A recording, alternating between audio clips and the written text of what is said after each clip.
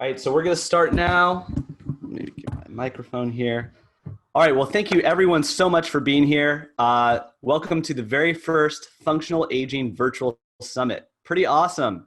Just last year, we were in Albuquerque, New Mexico, and now I honestly, I like virtual. I like having the ability to sit in my bedroom and be able to deliver a webinar of great information to amazing people all over.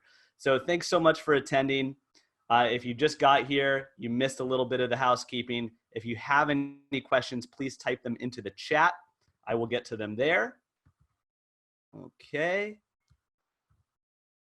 All right, so welcome to Boosting the Brain with Cognitive Tasks, Dual Tasking Principles and Applications. This session is sponsored by SmartFit. If you want to learn more about SmartFit, you can visit the virtual exhibition hall. They are at the lower right-hand corner, and I will be talking about them a lot more later in this presentation. So who the heck am I? I'm just some random guy in a Zoom room, right? Wrong. Well, sort of. It's partially correct. My name is Ryan Glatt. I'm a personal trainer. I work at a place called the Pacific Brain Health Center in Santa Monica, California. It is an integrative brain health center with all sorts of medical professionals, psychiatrists, neuropsychologists, and neurologists. I operate a medical fitness studio within that institute. We see people with mild cognitive impairment, Parkinson's disease, multiple sclerosis, traumatic brain injury, and also we see people who want to prevent cognitive decline, improve brain health. And our medical fitness studio exists solely for the purpose of enhancing brain health. So people don't come here for weight loss. They don't come here for corrective exercise. Of course, those things are helpful in those related techniques, but they come here for brain health. I have a bachelor's in exercise science, finishing up a master's in applied neuroscience. I just got my dissertation that I'm doing on neuroinflammation and exercise. I'm a brain health coach from the Amen clinics, and of course, a functional aging specialist and an education addict. I have no friends. All 67 of you here are my only friends. I appreciate it. But thank you for coming. So what's the problem? Why do we care about this concept? For some reason, you clicked on this webinar either because you thought it sounded interesting, but why? Why was it interesting? Why do we care about brain health? Why is it something that we're interested in? Well, because it's a big problem. And either you or someone else will be or have been touched by cognitive impairments or neurological conditions. Now, there is an epidemic, currently, pandemic, crises, but there's another crisis that's not slowing down regardless of what's going on, and that is the dementia crisis. So dementia is rapidly growing exponentially all across the world. And every decade, it seems to be doubling or tripling in certain cases. Now, this is partially due to the increasing size and population. People are living longer than ever before, and there's some other epidemiological considerations of why this might be happening. But the likelihood that you will encounter someone with cognitive impairments or that will eventually get cognitive impairments is very, very likely. It's almost 100%. But what is the actual course of cognitive aging? Well, if we look at the top line here, I have a handy dandy laser pointer. So if we look at the top line here, this is normal aging. And if I'm going to be on this green line right here, okay, that is the most optimal. Now, there are normal cognitive changes that occur with aging. Processing speed or reaction time can change normally. It can degrade a little bit. Types of memory, types of attention, more complex or divided attention, short-term memory or working memory. All of these things can change normally with age, just like there's aspects of the physical body that can also change with age. So even if we are on this top line or this green line here, it behooves us to slow down that curve as much as possible and optimize our brain health just like we would our bodies. Now, if we were on this blue line, it's a bit steeper, and I would probably argue a majority of the people in terms of clients that you will encounter are likely to be on this blue line. And the scary thing about this blue line is it could keep going this way. On its own, it's just a little steeper. If you ask people which line they'd prefer, they'd certainly tell you the one above it. And it's possible it can break off to this dark blue line of MCI, which I will define in a bit. So let's look at the preclinical here. Preclinical, it's a fancy word, but it just means people haven't really come into a clinic or there's no clinical syndromes. this is the likely population you're going to encounter. So if you're in this presentation, it's probably not likely that you're training a bunch of people with dementia. You might have one or two. You might have some people you have observed with some cognitive impairments subjectively or observationally, but likely you just see your clients as your clients and you don't really think anything about their brains, likely, right? And for you, you may be thinking, well, as I age, I might notice some changes in memory and attention, maybe reaction time, but I don't know what's normal and what's abnormal, what's just getting old and what is just normal, right? So, or abnormal. So the preclinical phase has some synonyms. It could be the subjective cognitive impairment phase or the subjective cognitive decline phase. It's also called a silent phase, brain changes without measurable symptoms. So you may not be able to measure on cognitive testing, brain imaging. You can't go to the doctor with mild or subjective cognitive impairments that are very, very small and get diagnosed with something, right? So you may notice the changes, but it's not detectable on tests. Now, mild cognitive impairment, on the other hand, is a diagnosable condition. It's not to say that subjective cognitive decline cannot be something on a medical record. It certainly can. But MCI, or mild cognitive impairment, in which there's many types, includes cognitive changes that are of area of concern for the individual or the family. And so when it comes to this, people actually notice something is going on. Oh, I noticed they really lose their keys on a regular basis, or I noticed they really have trouble with names and faces. And it can be one or more cognitive domains that are impaired significantly. In the example I just gave, that's a memory domain. That's called amnestic MCI. There's also multi-domain MCI, which affects other types of cognitive functions like planning, organizing, and attentional control. But generally speaking, there are preserved activities of daily living. You're not affecting your ability to dress yourself, drive yourself. Maybe you might not be able to work as well, but you could probably still get by. And so there's different stages of mild cognitive impairment. And remember, it's that the light blue line and then the dark blue line is MCI. Now, it's in our interest to prevent MCI. And most of the time, if you have clients with MCI, it's likely they're diagnosed and you don't know it, or they have it and they're not diagnosed. So if we just looked at this entire category of normal, preclinical, and MCI, that's probably going to encapsulate, I don't know, 98 or 95% of the clients that you normally serve, unless you're actually working with people with dementia or Parkinson's as a subspecialty. Now, with that said, there's an opportunity for referral, because early detection of cognitive impairments alone can save the healthcare industry trillions of dollars per year.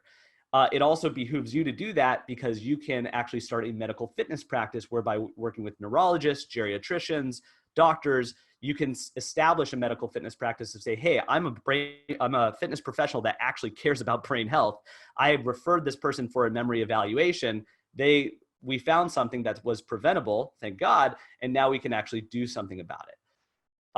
The reason we want to stop this is because, or slow it at least, is because its potential conversion to dementia. Dementia is cognitive impairment significant enough to interfere with everyday abilities. So there are many different types of dementia, the most common one being Alzheimer's disease. There's also Lewy body dementia, vascular dementia, and there's different stages of dementia. So not all dementias are created equally. They're not straightforward. They can be very complex, and it's not just Alzheimer's.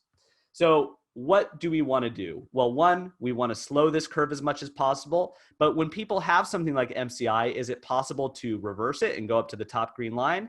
Well, some early research is suggesting that maybe, but more early research is saying multimodal interventions, especially ones that focus on exercise, are likely to slow that conversion to dementia if they are integrated at the right time. So earlier rather than later, it depends on your biology. So some people are more positive about this ability to modify this trajectory. Some people are more pessimistic, saying it is what it is.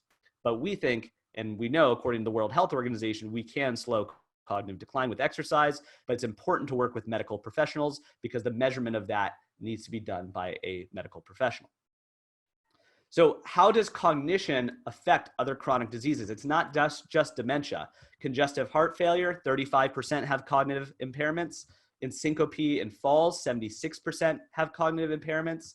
In chronic obstructive pulmonary disease, over 25%. And those with diabetes, more than 20%.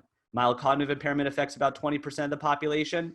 And in sleep apnea, extremely common, especially in the aging population, where sleep neurophysiology changes across the lifespan, 30% of people with sleep apnea experience cognitive impairments. Now, you don't have to experience cognitive impairments to have suboptimal alterations in your brain health, okay? Other conditions that affect cognition: medications, obesity and metabolic disorders, cardiovascular conditions, and cancer and chemotherapy. So it's not just about preventing dementia and you're all about brain health because Ryan told you so. Just about every population you're likely to encounter, whether normal or comorbid with these conditions, or even just taking medications or being subjected to the physiology of aging, cognition and brain health will be affected. Now, can the fitness industry actually make an impact? So in the US, there's 5.8 million people living with dementia as of 2018. There's also over 400,000 trainers. Both of these numbers are significantly growing. And the ratio is about 12-1. So my personal vision is to educate as many health and fitness professionals as possible, because the World Health Organization puts exercise at the top of their list for being able to slow cognitive decline in healthy and even cognitively impaired individuals more than any other intervention according to its evidence weight. So fitness professionals have the power. Medical doctors might recommend exercise, but they don't really help you cross the finish line or create a program. They're not there to guide you and create behavior change around exercise.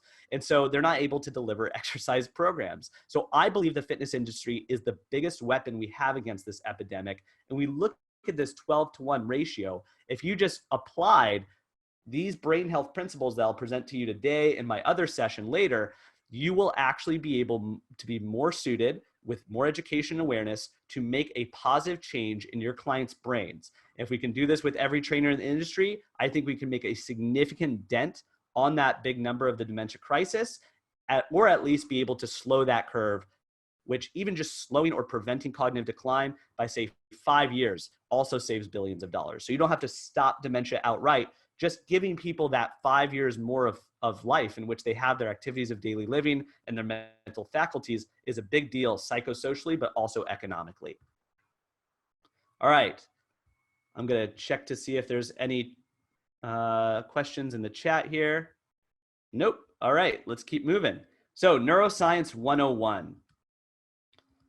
So there's something called cognitive reserve. In the interest of slowing down these trajectories, cognitive reserve is like this mental gas tank. And so high cognitive reserve would essentially assure us that a neuropathology like dementia, which is a neurodegenerative condition, would be, let's say it's going to be experienced. We would just push it back farther, right? So if we look at that high cognitive reserve line, let me get my laser pointer out. We start here, and if there's a sharp decline for some reason, and usually it's not a straight line and then a drop, usually it's this curve, but let's say there's a drop, and if I have higher cognitive reserve, it's likely I can be over here, and I will not get dementia as if I would when I had a low cognitive reserve, okay? So we want to create this gap between the two. Let's say you're destined to get dementia, which once again, genetics load the gun, but lifestyle pulls the trigger. High cognitive reserve will likely prevent that. And we want it, so it behooves us to have the highest cognitive reserve possible, but how do we actually do that? Well, before we talk about how to do that, I want to talk about this concept you've probably heard of called neuroplasticity. So it's the brain's ability to change in response to experiences.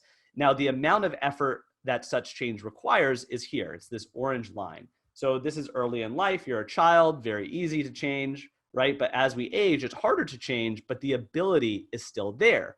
But this is what people don't talk about. They'll do one exercise and they'll say, oh, neuroplasticity, it happened, right? But really, it actually requires more effort. So what typically happens is, as we age, we tend to slow down. Let's put people in chairs. Let's give them crossword puzzles. Let's take away their job. Let's not allow them to drive, right? We're actually taking away all of these more comprehensive and aggressive stimulus or demands that require our mental faculties, and therefore we lose. It's like malnourishment, right? And we need to replace that with physical and cognitive stimuli that nourishes our clients. But in order to do that, it's not just chair exercise and spelling your name backwards in Spanish, right? You need to be able to have a certain amount of effort to get that change. So we'll talk about that. This is not just in the context of the exercise techniques we're presenting, but also in the context of exercise prescription. All right, here is a nice chart to help us understand cognitive reserve.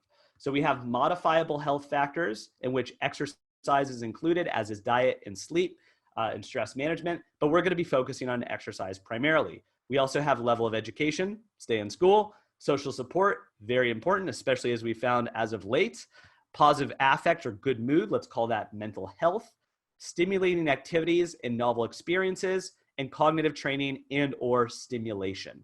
All of these factors go into cognitive reserve. They can create neuroplastic changes, morphological changes, physiological changes, leading to changes in cognition, therefore leading to changes in behavior, therefore leading to changes in activities of daily living and quality of life, okay? And we want to be able to stop or slow brain shrinkage in negative alterations in brain physiology. So what I'm gonna propose to you today is that if we look at exercise over here, can we actually compound these different variables of cognitive reserve for more potent medicine that is exercise, right? So we have exercise, but can we layer on social support? Can we layer on fun and positive mood states? Can we layer on stimulating activities and novel experiences? And can we layer on aspects of cognitive training or cognitive stimulation? If we can do all of those things, research is starting to demonstrate it's going to be more potent in the brain's ability to respond to these types of interventions and therefore improve cognition more so than if we didn't have these things or if we didn't have them collectively. All right. Moving on. So there's different types of neuroplasticity. There's neurogenesis, which is a structural neuroplasticity, okay? That could be the continuous generation of new neurons in certain brain regions. There's new synapses which can be created, which is created by new skills and experiences, as well as, and that's expressed by neural connections. Strengthened synapses, which occur with repetition and practice, and then weakened synapses, connections in the brain that aren't used that become weak. Now, you may be thinking, oh, well, neurons that wire together fire together, right? Sort of. That is Hebbian plasticity. That cannot just be used. Hebbian plasticity and neuroplasticity are usually used as a general principle and then insert product, service, or theory here, right? That's generally how the mainstream, including ourselves, encounter neuroscience. But it's a little bit more complicated than that. All this is trying to show you is not that neurons that wire together fire together, but there's two different types of neuroplasticity. One of them is structural plasticity. That takes longer. One of them is functional plasticity. That can happen a lot faster. Now, synapses, or the connection between neurons, that can change in milliseconds. How does that relate to cognition and brain structure significantly over time? We'll talk about that. The branching of synapses and dendrites takes about several hours. New brain cells can be proliferated in several days. And neuronal networks or networks of these neurons can change over several weeks and months. Higher level brain changes, functional and structural, can take several months of years. There are instances in which it can change earlier than that, but what we're looking to do is look at month-long programs or year-long programs and then some when we're looking at brain health. Nobody is going to do a single exercise session or a 3-week exercise stint and experience significant cognitive changes. They may experience some, maybe they're experiencing positive mood states, maybe the neurophysiology or the physiology of exercise is having an acute effect. That will still be there. But we can't think that by applying the techniques I'll show you today, or by applying anything with a cognitive load, or just exercise in general, a multimodal exercise program, that we are going to get instant results, okay? The brain is the most sensitive end organ, but it also takes time for it to change. This is imagery showing rats that ran versus rats that didn't. The top showing the controls are ones that did not run. This is the hippocampus, an area of the brain responsible for learning and memory. The bottom is in running rats, in which they have more hippocampal neurons. Now, this is just in the hippocampus. This is not looking at volumetric hippocampal volumes, which can be looked at with MRIs. We can talk about more how that's measured. This is a graphic from a study looking at a review of all these different studies that affect the brain in physical activity and exercise studies. And the red areas are gray matter. So it showed that about over 80% of the brain's gray matter is modifiable by physical activity and exercise. Now, there's a lot of issues with that study. It may not sound as opportune as it actually is, but it's very impressive to show that across a multitude of populations and interventions that these brain regions have been modified by exercise. This is a very powerful tool, so it behooves us to learn how to use it. Okay?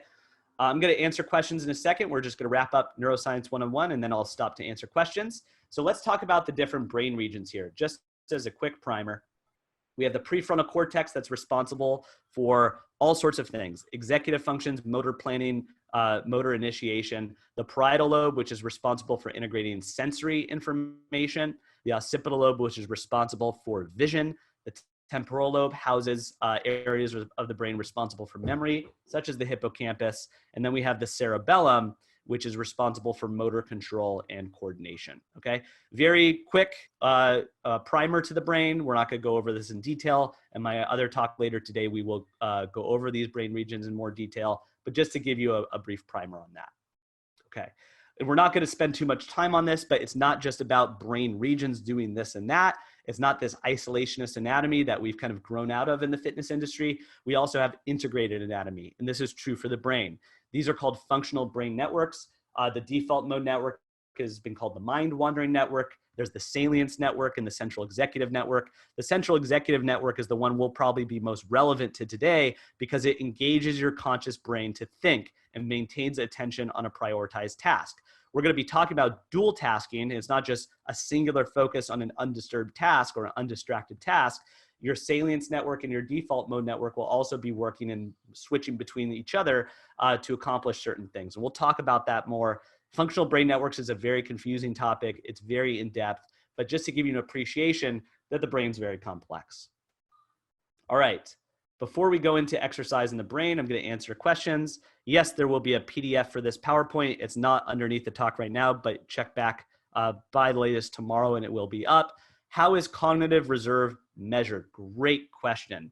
Cognitive reserve is a theory. It's not directly measured. There are cognitive reserve questionnaires where we look at all those different factors like Mediterranean diet scores combined with sleep and exercise and mental health. So there are ways of assessing cognitive reserve theoretically, right? But there's no vial or test for measuring cognitive reserve. There's cognitive testing, there's volumetric brain imaging, there's questionnaires, there's your subjective experience of your brain health and cognition and mood states. There's quantitative EEG or electrophysiology that measures the brain. There's blood tests and biomarkers that can affect cognition and brain health. So it's a bit of a bigger conversation, but cognitive reserve is a theory and there's different measures thereof. This is recorded. Is physical activity protected? So physical activity is protective and can raise cognitive reserve, which just slows the onset of cognitive decline. But can physical activity combined with other factors reverse cognitive decline via neurogenesis? Yes, so this was already explained. Reverse is a strong word. So remember, we're all on a curve, okay? You can't just turn around and go back up that curve, but you can alter the trajectory. So think of it like a ramp. And the angle of that ramp is determining your trajectory. So we believe that we can alter that trajectory, okay? It's a bit of a deeper conversation, but it's a great question. All right, exercise in the brain. So this talk is not focused on exercise in the brain. That's my next talk later today, but we do need to understand how exercise generally affects the brain. It can affect it at the behavioral, micro, and macro level, okay? So the behavioral level includes mood and cognition. Okay, so when we're talking about cognition, those are mental faculties: attention, memory, reaction time, planning, organizing, etc. When we're talking about mood, we all know what mood is: mental health, right? Or just subjective mood states. At the micro level, we have molecular changes like brain-derived neurotrophic factor. My issue is that this is all people talk about. They say exercise, the brain, BDNF, problem solved.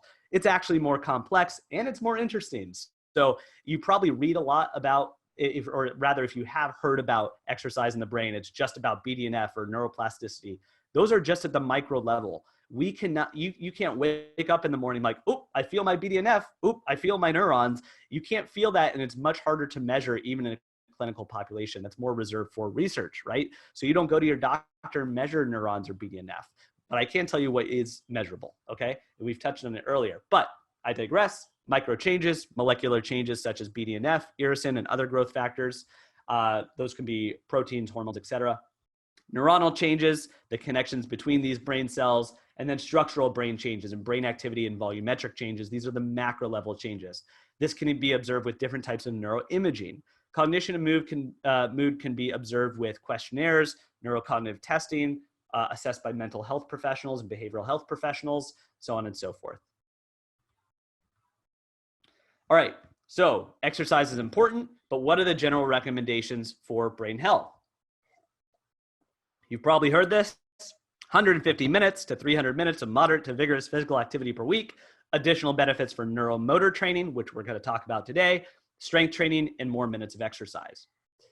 Yes, this will help. Yes, many people are not reaching this. Yes, it's amazing to get people to this level, but for brain health, we can do better. Multi-domain exercise programs slow the progression of cognitive decline more than single modality or shorter exercise programs. And research has shown that it seems to be that it takes 52 hours to reach a level of significant executive functioning and processing speed changes. Processing speed is reaction time, for instance. It's more complex, but for the simplicity of this conversation, processing speed is similar to reaction time. Then with executive functions, that's planning, organizing, working memory, impulse control. It's all these different functions. If you put your hand on your forehead, your executive functions are right inside your prefrontal cortex and, of course, integrate with all sorts of other regions of the brain. But executive functions or certain types do decrease with aging. So it is important to improve those and slow the decline of those things. And so it took about 52 hours in older adults, regardless of exercise modality, to hit that. In my other presentation, we'll talk more about exercise prescription, but I thought it was helpful for you to understand. What we will be talking about is this neuromotor training that's listed here. Resistance training makes sense. Aerobic training makes sense, but what is neuromotor training? We'll dive into that a little bit more. And what's wrong with just aerobic exercise? Can't we just do aerobic exercise for brain health? Well, it's going to help, but as Dr. Adele Diamond says, we want to go simply beyond moving to moving with thought. So most exercise activities require little thought. You know, if you can watch TV or read the newspaper, which many of our clients do when they're on their own doing their exercise programs, then it's not going to be very mentally stimulating.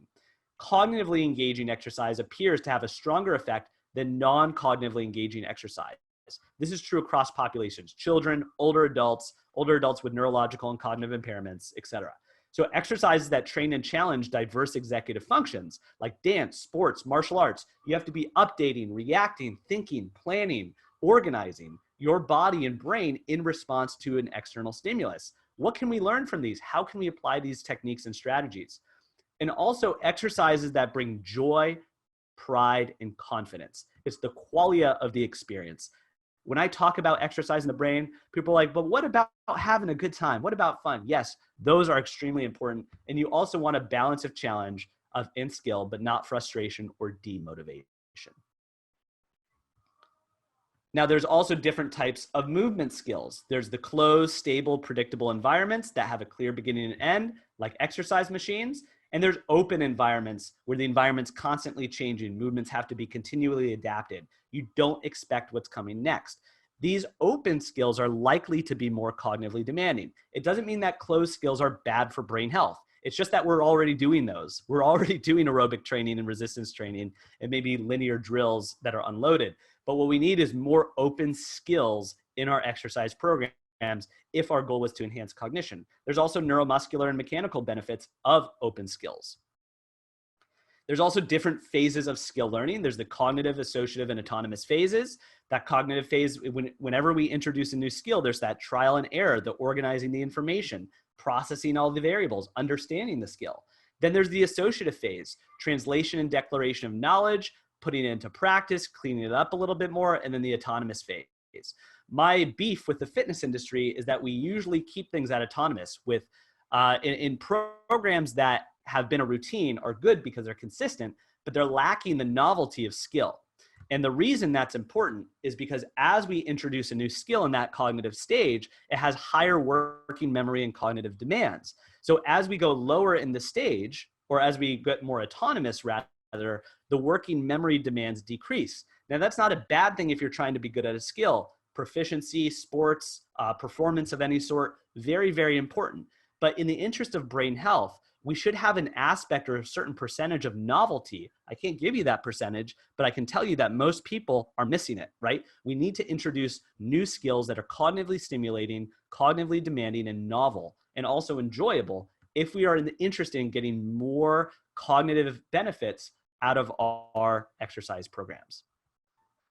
Now, if we don't do any training, this is a model of neurons. So the white dots are neurons. Well, the white dots are spaces, but the red dots are neurons. If we don't do any exercise, okay, we lose neurons. We know this. If we do physical exercise, we gain them. But what happens? Do we actually keep all those neurons that we gain? Well, not necessarily. We actually lose some neurons. Not all of them, but some of them. With mental training, this theory is that we actually preserve them by stimulating them. But if we do both, we actually generate new neurons. And then while we introduce cognitive training at the same time or right after, we actually get more integration and survival of those neurons. So it's a better return on your neuronal investment to be able to introduce cognitive tasks with physical tasks. We're not going to go over this in depth. This is more for my other presentation later today, but just to give you an appreciation that different types of stimuli make a difference. So different areas of the brain seem to be impacted by different modalities and stimuli. And yes, this is taking a brain region approach. We can relate this to functional brain networks as well. But this is a graphic I made because I thought it would be helpful to convey the research that is out there showing that certain types of exercise do have unique cognitive and brain region specific changes. So with the frontal lobe, there's research showing that that resistance training, open skill activities, more cognitively demanding activities, even ones that are mind-body like yoga and Tai Chi, seem to affect this frontal lobe. The temporal lobe, where that hippocampus lives, the area of the brain responsible for memory and learning, seems to be really impacted by generalized physical activity, cardiovascular exercise, and just about anything that gets your heart rate up. The cerebellum, on the other hand, seems to be changed in response to coordinative exercise and skill and motor learning activities. The occipital lobe is more stimulated under visuospatial and visual attentional demands. There's a study comparing masters athletes to sedentary older controls, and they found that the masters athletes had higher occipital lobe volume, probably because they were using it. And then the parietal lobe, sensory rich or object-based activities. And all of them have their micro and behavioral level changes. But this is to give you an appreciation that if we were to have a whole brain exercise program, it's probably not just going to be aerobic exercise on a treadmill. All right, dual tasking. I'm going to check to see if there's any questions. All right. I must be doing a good job, or you guys are into this, or there's no questions, so that's good. So dual tasking, what is it? So according to McIsaac et al., dual tasking is the ability to perform two tasks simultaneously, one primary, one secondary, that can be performed independently, measured separately, and have distinct goals. So let's use walking and texting as an example, just because I think it's relevant. Walking and talking is also a good example. So I can text by myself, right? Well, I don't need someone to help me text, but I can text without walking, right? And I can measure text performance, how many texts I can do in a minute, how fast is my typing speed, things like that. I can also measure walking independently. I can look at it biomechanically. I can look at it from a gait speed perspective, and they are two distinct goals. Just because I'm walking to that cafe doesn't mean I'm also trying to talk to my friend. I'm talking to my friend while walking to the cafe. They're distinct and unrelated goals. I would say walking is the primary and texting is the secondary. I could also substitute texting with talking, right? So this is a dual task, and we're going to talk about different types of dual tasks. Credit to John Dean and Josefa Dominguez for this, but dual task interference increases with age, and it also increases with the prevalence of neurological diseases such as Alzheimer's disease, Parkinson's disease, MCI, multiple sclerosis, etc. So some examples include stop walking to talk. Word finding is an issue while walking, maybe eating and talking. Don't chew with your mouth open though. And then short-term recall of passwords while setting something up. That's working memory. So all of these are dual task interference examples. There's different types of dual tasking. There's cognitive motor, where talking and walking would be a cognitive motor task because the cognitive is the talking, the motor is the walking. There is motor, in which if I'm carrying a glass of water while I'm walking around, or I'm trying to put on a sweatshirt while walking to the front door to get out of my apartment, that's a motor-motor dual task. A sensory motor dual task might be something through visual or vestibular stimuli while I'm moving. So if I'm moving while turning my head, or I'm walking while I'm tracking an object, that's a sensory motor dual task. For the purpose of this webinar, we're going to primarily be focusing on cognitive motor dual tasks. There are evolutionary rationales for why we should use both brain and body.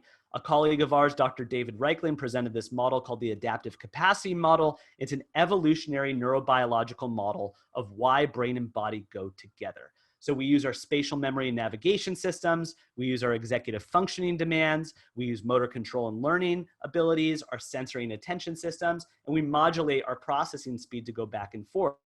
So it behooves us to have environments that are enriched and have these executive functioning demands and spatial memory demands and motor control and sensory demands and demands on our speed, because that's how we evolved. We did not evolve running on the treadmill watching the news. We did not evolve writing essays. That did not catch the antelope, right? We evolved hunting, which is a cognitive, motor, and sensory dual task, right?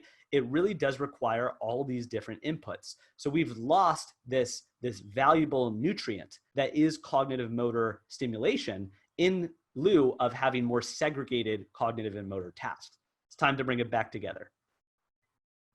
In addition, research is showing that dual task gait, assessing dual tasks during gait, might have value in actually looking at the preclinical syndromes or the symptoms of Alzheimer's disease and Parkinson's disease, for instance. So if we look at a dual task paradigm, let's say walking while talking, and we'll give some examples of how to assess that, that can look at the preclinical phases of Alzheimer's disease. If we're looking at the prefrontal cortex function, usually that decreases with age, especially in Alzheimer's or dementia, or certain types of it, and that can reduce the attentional control of gait. With Parkinson's disease, on the other hand, is a different pathway. The basal ganglia is affected because of where those dopamine receptors are, and that changes the automaticity of gait. So gait is no longer automatic, so it makes you have to focus on it to actually do it, right? There are plenty of researchers and neurological physical therapists using dual tasking as a way to make gait and balance automatic again. And so based on the brain networks that are affected by aging, dual tasking is valuable in unique ways. Oops. Hold on. Okay, there we go. All right, so let's talk about dual task assessment. Now that we understand the value of dual tasking in both non-clinical and clinical environments, how can we actually assess dual tasks? So we're gonna watch a video. But before we do, let me make sure my computer sound is shared. All right, let's watch a quick video here. Which comes first? Does exercise lead to better brain health, or is it the other way around? And can improving a senior's mental capacity by playing brain games help increase his or her mobility? Ursula Perry reports those answers come from a study that's the first of its kind. Okay, begin. 73-year-old Marlene Ray knows all too well that aging is tough on the body and the mind. My sister-in-law suffers with dementia, so I want to know what I need to do to help anybody else I can while my mind is still sharp. Ray is one of more than 400 seniors being recruited by researchers at Albert Einstein College of Medicine for CREM, the Cognitive Remediation to Improve Mobility Study. And it's based on the idea that to walk in the real world, you need to engage your brain. 3 days a week for 45 minutes, half of the seniors in the study play computerized brain games that target the areas of the brain important to mobility and executive function.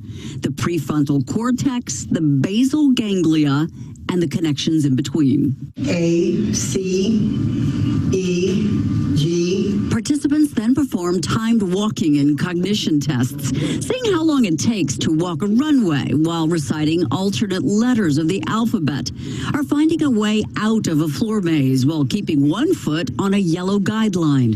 Marlene, who performs with her church, says since beginning the program, she's seen a big improvement in movement and memory. I did a show in December with my choir We did and I had to remember 12 songs. We hope to see at the end of the trial that we would have reduced the amount of effort the brain has to do while walking. In other words, making the brain more efficient. As part of this study, scientists are using special scanners to measure the amount of brain activity. A small study has already been completed showing the participants did improve their ability to walk. Now a larger randomized study is underway and it should run through the year 2020. Ursula Perry, KSAT 12 News. Interesting times, right? So really cool study that just demonstrates how dual tasking is assessed and trained. There's also ways, and we'll get into this a little bit more, there's also subjective ways of assessing dual task ability. This is called the Dual Tasking Questionnaire. Okay, you can just Google that and you should be able to find it. It's not as explicitly available, but this questionnaire will be available within the PDF of the presentation. So for example, you would ask questions such as, can you pay attention to more than one thing at one time? Needed to stop an activity to talk, being unaware of others speaking to you, spilling a drink while carrying it. And if you remember when we talked about motor dual task versus cognitive motor dual task, this seems to encapsulate several of them, right? So there's a score that you get, that's a total score. And this is actually looking at dual task difficulty. So you can assess this with a questionnaire.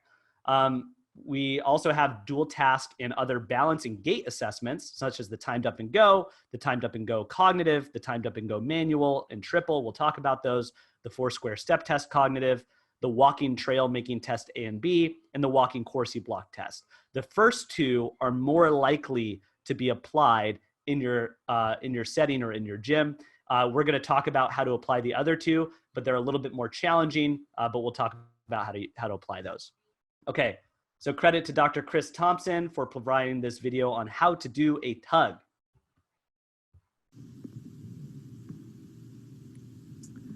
This is the walk test. This assessment is our assessment for gait enhancement and dynamic balance. I have Alex here helping me with the walk test.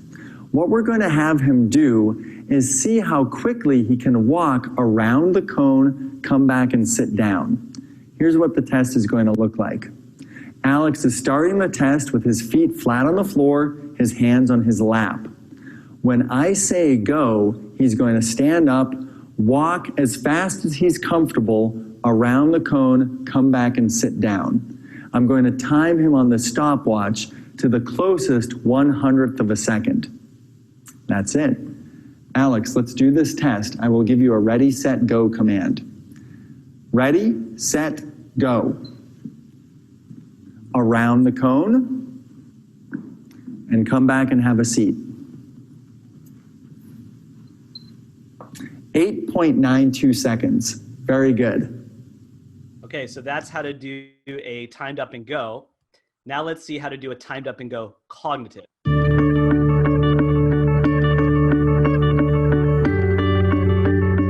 What we're going to do now is we're going to superimpose a cognitive task on the tug. So we're going to ask Bruce to do a cognitive task while he's running this same test. There are a variety of different ways to do this. We're going to start with a math task, and we're going to see how Bruce does with a math task. In the clinic, when I'm really trying to get good data on this, sometimes if I have somebody with me, a PT tech or an aide, I'll have them jot down the answers that somebody's giving. So I'm going to have Bruce do a serial subtraction. So we'll do that here. I'm going to give you a starting point, Bruce, and then I want you to do some math as you're walking. From the starting point I give you, I want you to subtract 3, and I want you to continue to subtract 3 as you're going. Okay? So you're going to do this test, but I want you to do this cognitive task while you're doing the walking task. Okay? Good? 3 from where? I'm going to tell you where to start if you tell me you're ready. Are you ready? Yeah. Okay. I'm going to have you do that subtraction, and I want you to start at 99. Go. 99, 96, 93, 90, 97, 94, 81, Ooh, 79. That was terrible. Okay, so you heard some errors in his math. So there was some decompensation from the cognitive task as he went. His timed score was at 8.92 seconds that time. And so we really saw when there was the divided attention or the demand of both the motor task and the cognitive task, we had some decompensation in the cognitive task. You heard him go from the 90s and then stay in the 90s, I think, when he intended to get into the 80s. And he had a little bit of slowing of his gait as he was, as we compared this to his previous scores. All right, so certainly you probably have a lot of questions. Well, why did she pick that number? How do I time it? What's the distance? We're not going to go over all that, but you can go to the Shirley Ryan Ability Lab or rehab measures to look up the actual procedures and normative values for these things. But at least for fall risk, the tug, if it's greater than 13.5 seconds, that's a fall risk. The cutoff for the tug cognitive, in which you're picking a number randomly between 20 and 100, asking them to count backwards by 3s or 7s. And there are reasons for picking that. I usually start with 7s, but if they're unable to, I'll ask them to subtract by 3s.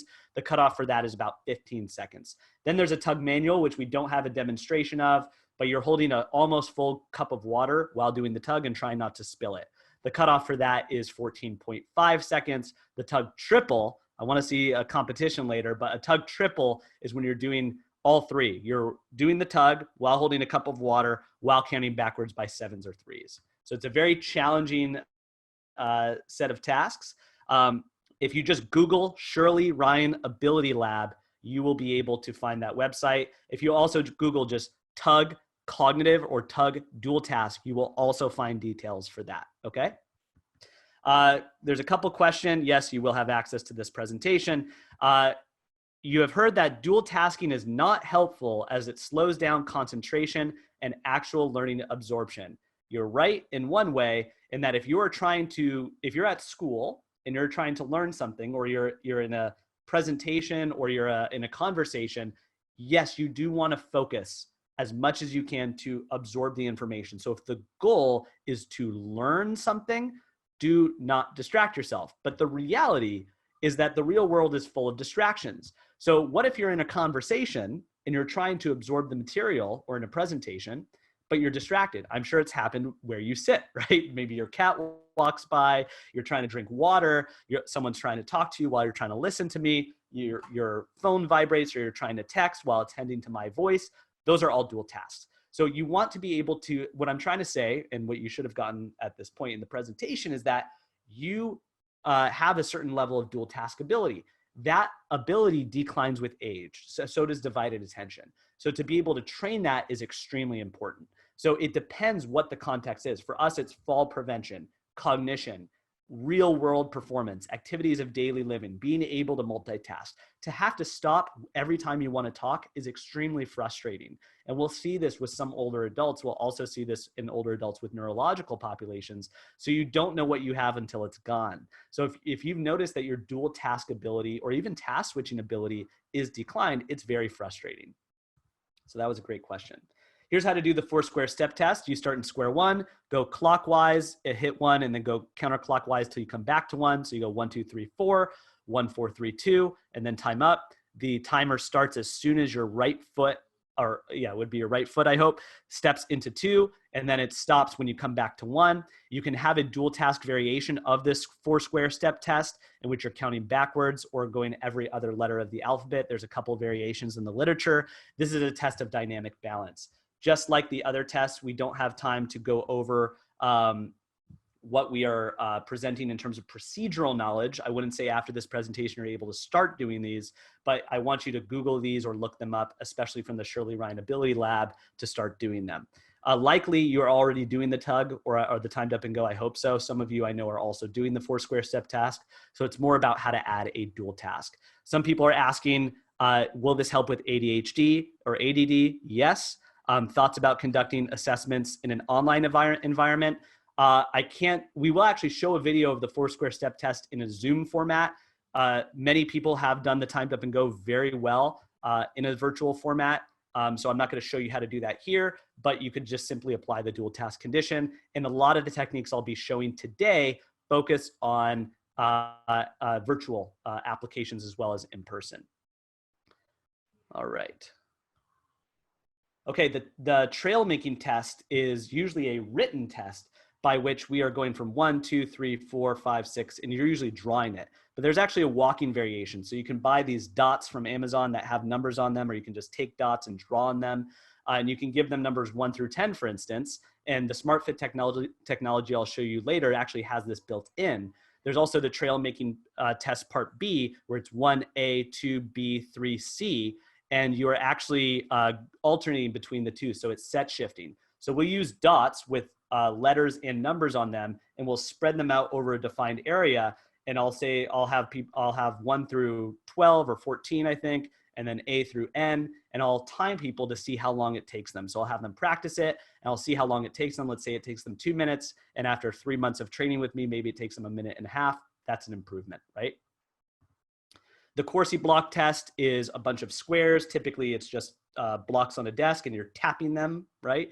And you tap 2, and they have to tap them in the order you did. You tap 3, then they have to tap them in the order you did, so on and so forth. And the sequence gets longer and longer. SmartFit also has this test embedded in its technology, but you can use squares, and you can use laser pointers or step into them in the order that you want them to. You would start with 2 squares, then go up to 3 squares, 4 squares. So you're sequentially increasing the working memory demands of the individual as they're walking through the squares, almost like choreography, if you will, right? So there's different ways to cue that. You can say this one, this one, this one by pointing using a laser pointer. I wouldn't assign them numbers because that would give them an order of sequence. You could assign them numbers and say, I want you to step in square 1, 9, 8. They do it successfully. Okay, go 1, 6, 3. So you could do it that way as well. There's various ways of cueing this. In addition, you could make it more challenging by doing it in reverse. So if I said 1, 2, 5, you go 5, 2, 1. That's more executive functioning demands. So that is the walking Corsi block test. The way you calculate dual task cost is there isn't a dual task cost equation. So if I did the timed up and go cognitive, and that was 12 seconds, and then I did the timed up and go, and it was 8 seconds, it took me 4 seconds longer to do the timed up and go cognitive. So this is called a dual task cost equation, also something you can Google, but you would take 12 minus 8 divided by 8 times 100. You would get a negative percentage showing that say, oh, that's a negative 40% dual task cost. Let's get that closer to maybe 10 or 20%, negative 20%. So the lower your dual task cost, the better your dual task ability. And this is actually something that's trainable even in people with impairments. All right, now let's get to dual task training techniques. We're gonna get into some videos here. I'm gonna be a little bit rushed, and we probably will go about 5 to 10 minutes over. So we have different cognitive domains. For the purpose of this presentation, we have attention, processing speed, executive function, and memory demands. Attention is anything where you're attending visually or auditorily. Processing speed is any level of reaction. You can measure that with time. Executive functioning is more complex cognitive processes like impulse control, cognitive flexibility, etc. And then memory is the encoding, storage, or retrieval of verbal, visual, or procedural information. Primarily, we'll be talking about working memory, which is a short-term memory, which is technically a part of executive functions, but for simplicity's sake, we have these 4 categories. There's also low to no tech versions, there's mid-tech versions using apps, and then there's high-tech versions using things like SmartFit or virtual reality, which we will present. There's also these volume knobs, so it's not memory or attention, it's actually how much is that volume knob turned up on these different domains. So when I show you a memory exercise, it's not exclusively memory. Cognition doesn't work like that. It's an integrative set of functions that allow you to interact with your environment. So they're always just manipulated, and we want you to be a cognitive DJ moving these volume knobs in different ways. There's also ways of progressing and regressing cognitive and physical tasks. If you look across the top, we see we're keeping a low physical task, standing with our feet together, but the cognitive task is increasing, going from catching a ball to doing a math equation to spelling your name backwards, or I give you a letter and you have to come up with a non-proper noun that starts with that letter. Alternatively, I can increase the physical task. Let's just say I'm throwing you a ball, but I'm having you start with your feet together, then staggered stance, and then tandem stance. We can just increase low, moderate, and high physical. But you can also increase them collectively, as you see by that dotted line. So with dual task training or cognitive physical training, they're independent and or collective variables. You could also have difficulty levels. So low cognitive and low physical could be level 1, medium would be 2, high would be 3, and you can actually structure group or individual classes with these different difficulty levels for people of physical and or cognitive abilities to be included. Of course, as we're doing this, we're keeping in mind gamification. We want to have goals. We want to have skills. We want to engage people. We want to have a sense of challenge. So this is what video games or active video games have, and this is why gamification is so powerful. In addition, we want to keep people in a flow state. So we want people to have a balance of challenge and skill. If it's too much so, we have anxiety. If it's too little, we have boredom. So let's go over a reaction time drill. Showed you the fast feet movement. That's going to be more of a cardiovascular progression for this exercise. But I'm also going to add more of a reaction time demand on this. So I'm going to have you place your hands behind your back. I'm still going to call out left or right, and each or either the left or right hand will come out based on what I call. Okay. Okay. So let's practice this without the quick feet, really quick. Okay. So left, left, right.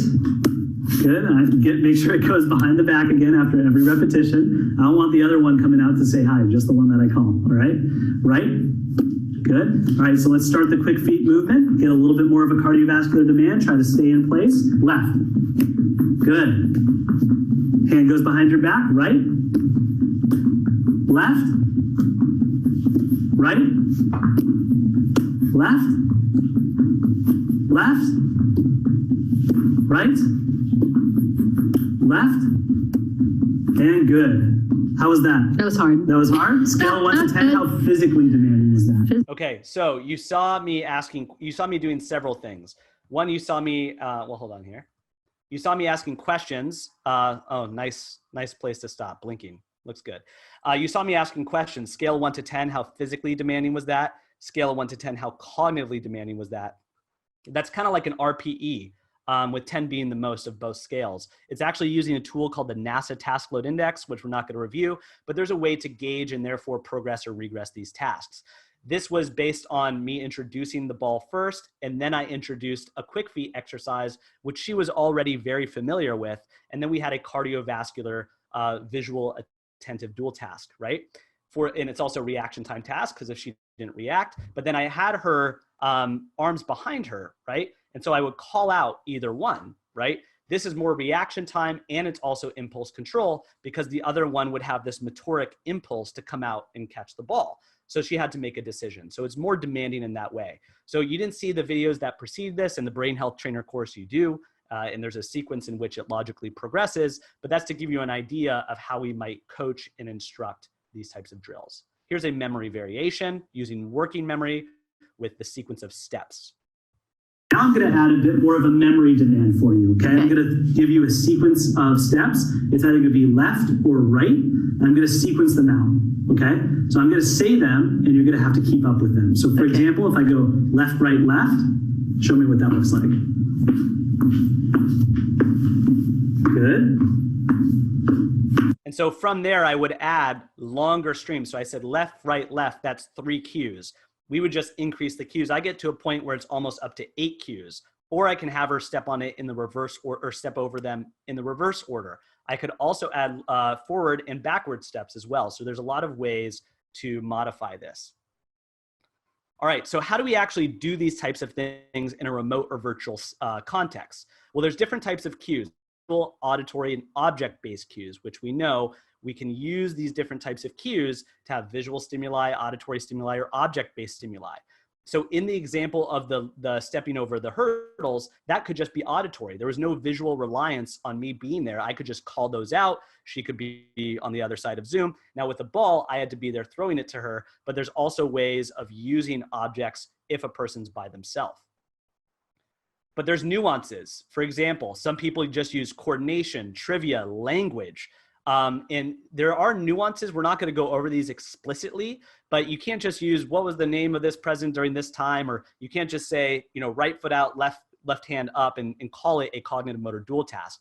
Also, I see a lot of people who try to implement these just throw out a bunch of language tasks like spelling your name backwards or saying random names or saying something in Spanish. It can have value, but usually the trivia, the language, and the coordinative are used with the thought that they're accomplishing the same things that the cognitive motor tasks are.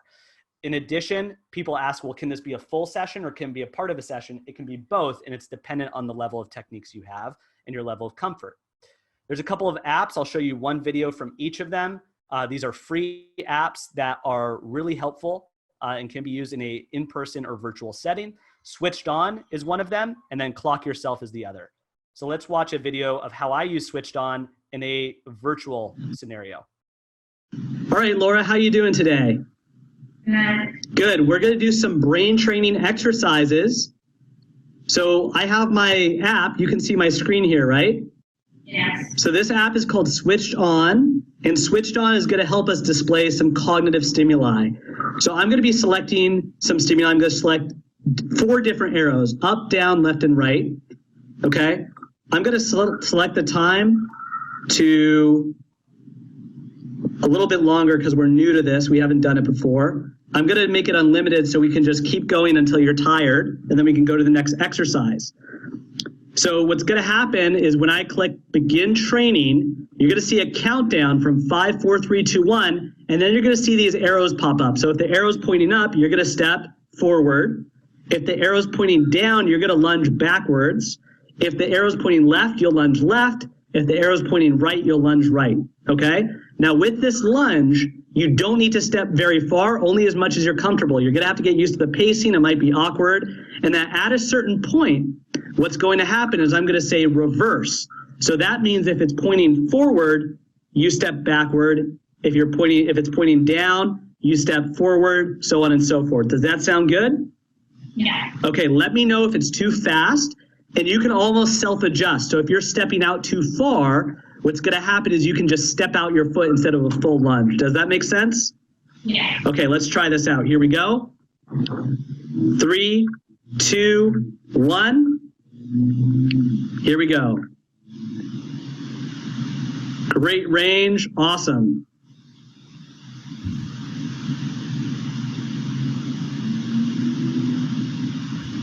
Good. So you got the gist there. Let me show you how I used Clock Yourself in a similar context. All right, Laura, so for this task, we're going to have the voice of my good friend and physical therapist, Mig Lowry, coach you through some cognitive exercises. So you see this, green is upper left for you, yellow is upper right. Is that the way you see it? Yeah. Okay, and so on and so forth for blue and red. You're going to step in that direction, not a lunge, just a step. I think it's backwards for me. Okay, so whatever way makes sense in front of you. So you see those 2 footprints? Yeah. Okay, so where is green? Upper left or upper right? Right. Okay, so for you, that's the way it looks for me, so that's good. So you would just step in the upper right. When I press play, you're going to hear her say these colors. I want you to step in those directions, okay? It's also going to show it visually. Sound good? All right, here we go. Green. Green. Blue. Blue. Red. Red. Yellow. Yellow. Green. Green. So there's also a variation of this where there is a clock, which I can show you here. Okay, let me see if I can skip to the good stuff. 2, 3. Lateral reach. You're going to reach with both hands in that same direction. She's So going to be doing a step in the direction relative to her of the clock. I actually can click on the numbers at the pace that's good for her, or I can click play and it sets it as certain BPMs. She's also going to be doing a bilateral reach as she steps in that direction. So watch how this works. if I go 12, right. If I go 6, 6. or overhead, right? We'll do that again, overhead. Awesome. All right, here we go. 9. 4. 2. 11. 5.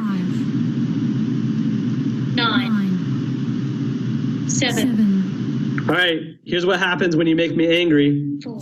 10. 3. 11. Don't do that to your clients. This is just joking there. That was my lovely fiance, by the way. All right, so now we're going to start. This man, Dr. Mike Studer, dual task expert. I've learned so much from him in the area of dual tasking. He's amazing. So this is an example he posted on a Facebook group of zooming in with his patient using the 4-square step test as a task, not as an assessment, and then using a digit span, which is actually a task of working memory. And you'll see he assigns numbers that the client has, or the patient in this case, has to project onto each square, and then he'll call them out in different orders. So this is really cool how he does this. He's also dual tasking while he's instructing him. He's on a treadmill. He's amazing. He does this all the time. All right. Start off in box number 1. All right. Now, I want you to count out loud and show me where box 2, 3, and 4 is. So we've got that. Understanding's the same. Okay. Start over in box 1 now. Okay, here comes your first string of numbers. 4, 2, 1, 3, 2.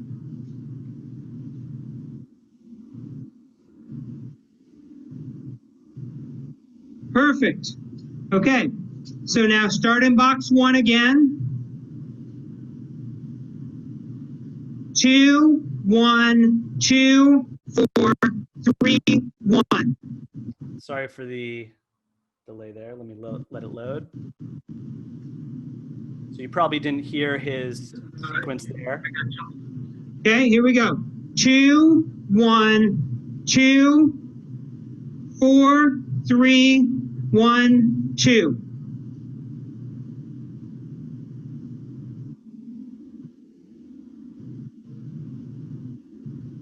All right, so you got the idea. Now I'm showing you a lot of examples of how this is done virtually because of the current times, but of course you could see how this could be done in person. Now you could label the squares if you wanted to, but the fact is this patient has to project 1, 2, 3, and 4 onto the quadrant. Now initially that would be very difficult, and over time he would learn, to automatically or maybe associatively be able to associate the numbers with the quadrants, right? So you can see how he used chains of numbers. So 1, 4, 3, 2, that's 4 digits, right? That's called a digit span. Now, if I wanted to make it harder, I could increase the length, say go to 6 digits. That's really challenging. I recommend starting with 2 or 3 and going from there. But you could also do it with the reverse digit span, where if I say 2, 3, 4, you go 4, 3, 2, just like I talked about doing with the Corsi block test. That would be more cognitively demanding for executive functions because you're storing the working memory and then you're manipulating it backwards, right? So some good ideas for challenges here. For more at-home or in clinic tools, there's speed, agility, quickness exercises. Like if you look at the squares in the upper right-hand corner, those are great for the Corsi block test, the walking variation. The upper right is a company called XR Health that uses virtual reality that is insurance covered for cognitive training, for stress management, really amazing company.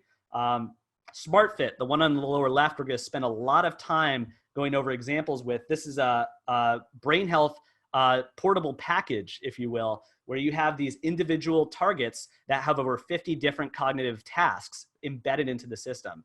It's app controlled with a tablet or a mobile device, and we'll be showing you a bunch of examples of how to use that. In addition, there's mats like the Procidos mat that have numbers and or letters on them, and you can use them for all sorts of upper or lower extremity like tasks. And with that, they have different opportunities for cognitive load.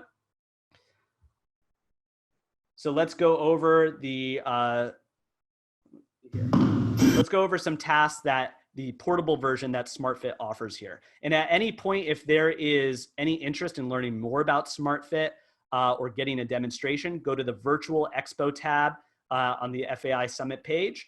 Go all the way down to the, click on that, go all the way down to the bottom, and on the lower right-hand side, you'll see SmartFit. You can click on that, schedule demo, and find time for a Zoom meeting as well. And there's, of course, show specials on all these products I'm about to show you.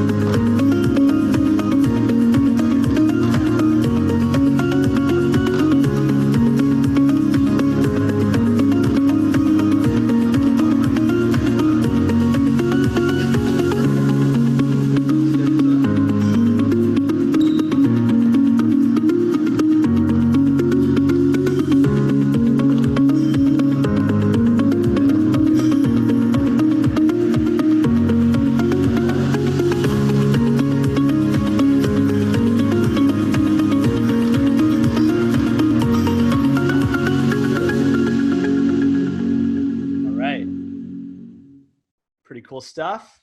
And let's look at how, let's look at a specific drill. So if we wanted to train dynamic balance, we might use multi-directional stepping, for instance. So this task is called Seek the Color. So she's going to hit the target and she has to look for the red target. And every time she steps forward or to either side, she has to go and look for the red target and go back home to the middle and then step in the direction of the red target as well as touch it.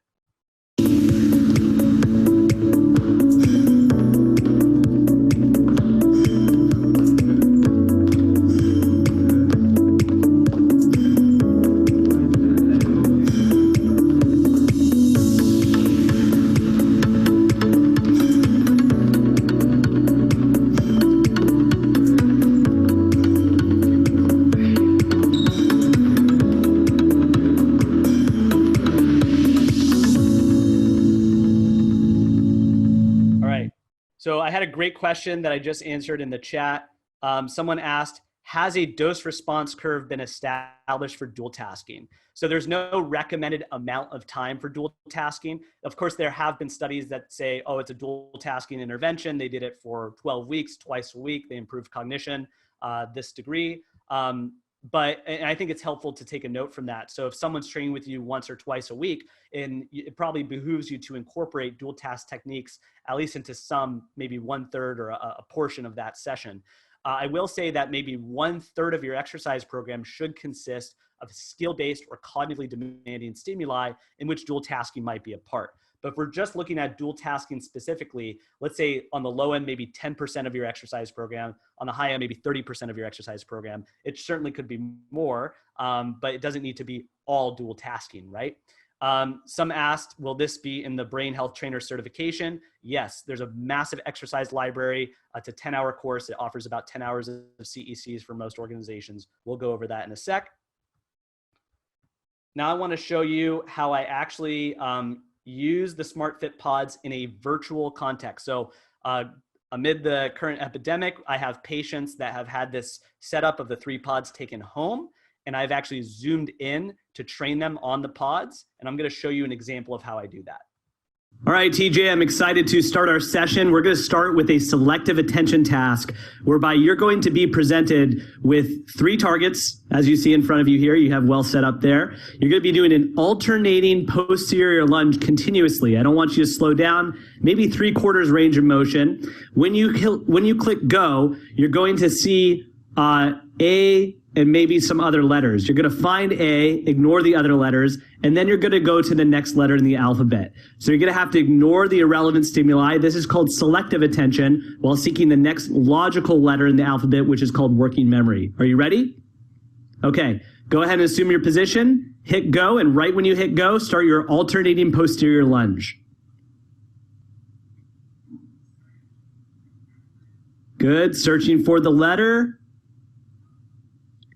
Good. Try to go as fast as possible while maintaining postural control, staying nice and upright, not having too much trunk lean. Good. You got about 12 seconds left. Awesome.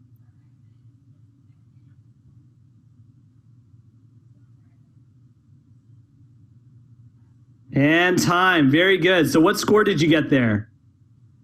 85. Very good. So let's keep that as your baseline. That's your first time you've done that drill. We're going to go do a couple more drills. We'll come back to this. We'll see if we can push 90, 95, maybe even 100, okay? All right. So certainly you don't have to use this to deliver cognitive stimuli. I could be auditorily generating the stimuli, but the problem is that delivering cognitive load for the instructor is very cognitively demanding. So the lower tech you are, the more demand it is for you. So the purpose of technology is to make your job easier. So you saw there was a moment there where all of he understood the movement, he was continuous, I was focusing on his form, and I was seeing how he reached and how that contributed to his postural control. I could give him cues for that, like trunk lean or maybe speed up if he was to slow down his continuous posterior alternating lunge. And so technology really allows you to focus on the individual as opposed to just giving stimuli. Of course, you can dual task, you can focus on both the individual and the stimuli that you're generating, but technology is very helpful for making your job a lot easier. Here's another example of a virtual SmartFit here. TJ, now we're going to do more of a cardiovascular task. So we got our pods spread out a little bit more here. So if it's a left or right target, you're going to do a lateral shuffle. If it's in front of you, you're just going to move forward and then do a back pedal, okay?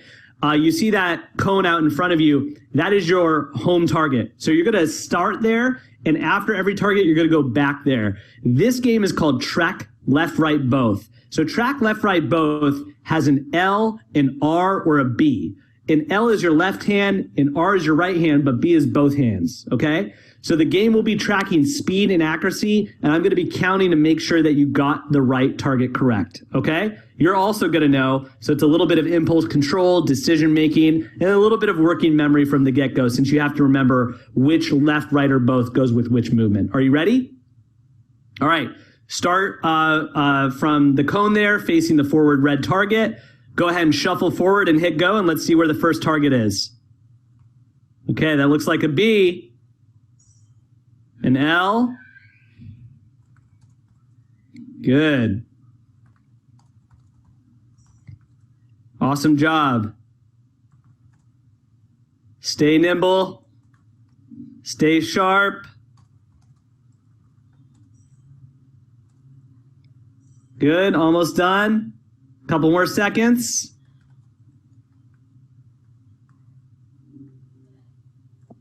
All right, what did you get there? 110, very good. So let's use that as our relative baseline here. We'll do a couple more drills and come back to this. You did very well. All right. So SmartFit also has, in addition to the pods that are portable, can be done at home. In fact, they can be done at home on the client's own accord, or they can be supervised. Of course, you can use those in your clinic as well, or in your studio. They're very portable. You can take them to people's homes. In addition, another technology or a product we have is the SmartFit Mini, which will show you how that can be utilized in some examples for active aging here.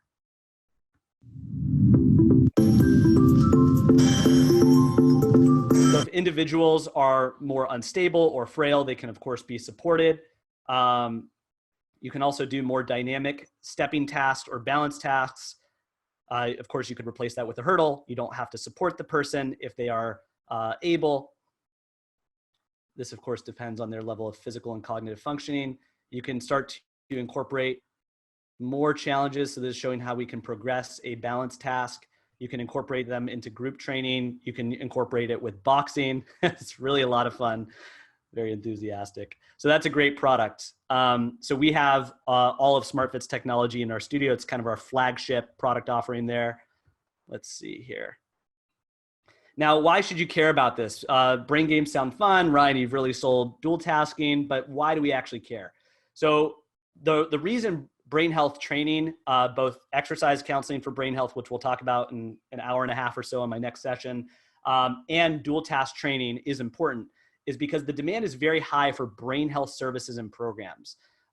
In addition, brain health is a long-term goal. It's not just weight loss, it's not just knee pain. So a lot of people I talk to, many people retain their clients because of rapport, but many fitness professionals feel they run out of goals, right? When brain health is the goal, it's more emotional, it's probably the most motivating. Even people like Bill Gates, his #1 fear is losing his brain health. So whether they're healthy, unhealthy, older or not, brain health is a big, big motivator. Sometimes it's a fear-based motivator, and we can turn that into a positive, but not only is it a motivator, it's a long-term goal. So you're not gonna get brain health in a week, right? Brain health is a long-term endeavor. So it's better for retaining clients and also adding new novel goals to their program. And also it's about impacting people. I want to clarify that the purpose of doing these techniques is to try to make a significant impact on this dementia crisis and beyond. And it's not just being able to play with their grandkids. We're not just training them to functionally be able to do that, to do a squat, to do a lunge, to do an unloaded or a loaded carry in an odd way. Those things are incredibly important. But it's not just being able to play with their grandkids, but to remember their grandkids' names. So that's an emotional reminder for you that this makes a significant impact. And if we can help people improve their cognition, we not only improve their quality of life, we improve their ability to interact in activities of daily living, interact with their family. It's a significant way to change someone's life from the perspective of fitness and health. If you want to learn more, we've created this amazing course that we've had for over a year now, or almost a year in July, called the Brain Health Trainer course with the Functional Aging Institute. It's approved by all your favorite accrediting organizations. It's a 10-hour online course.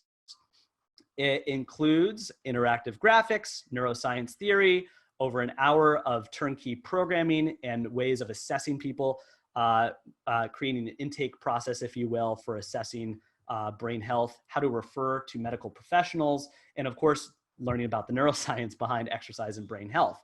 It's both exercise prescription and exercise cognitive physical training techniques.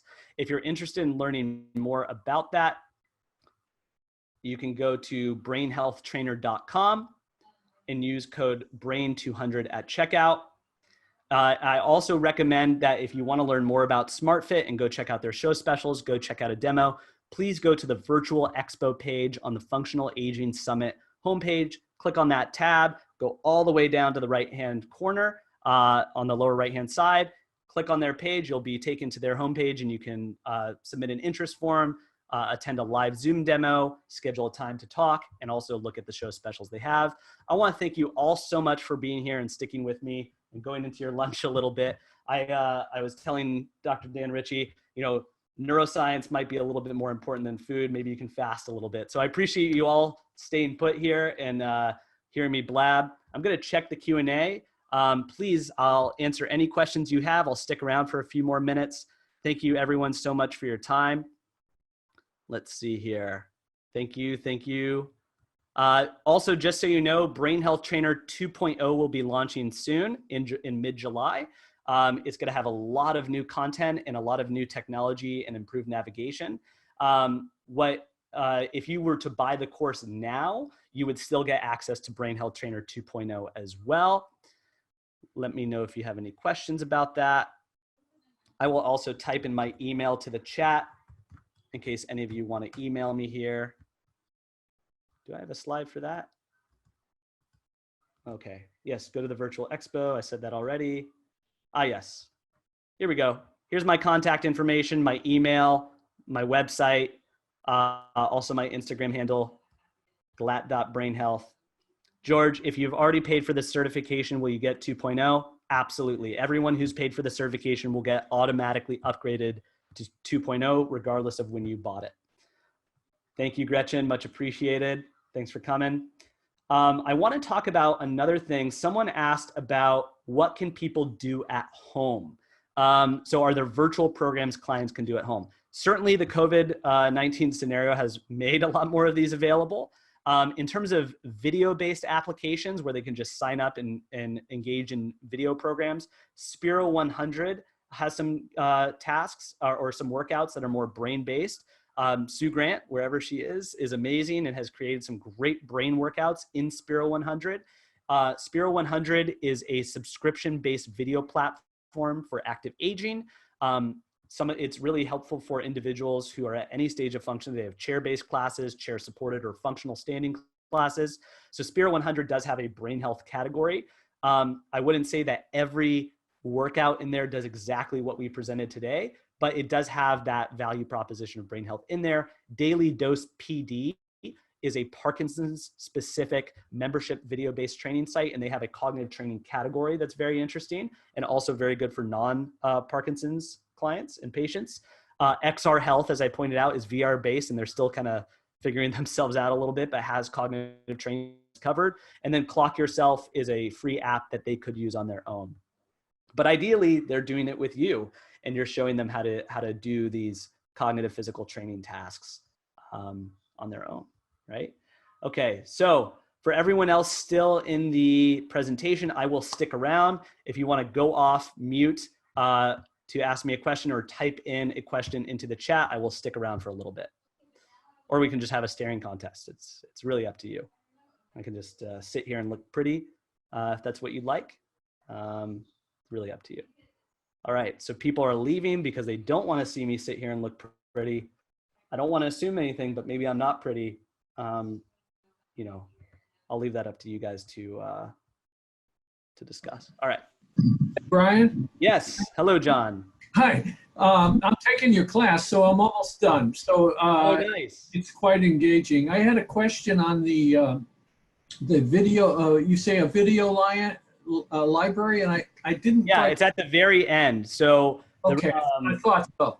Yeah, the fitness industry hates me because they're like, just give me the techniques, right? But in my belief, all the information that precedes module 4, which is the last module, which has all the exercise videos, the entire video library, you need to understand aspects of cognition and neuroscience before you get into those. Right. And there's several reasons why we do that.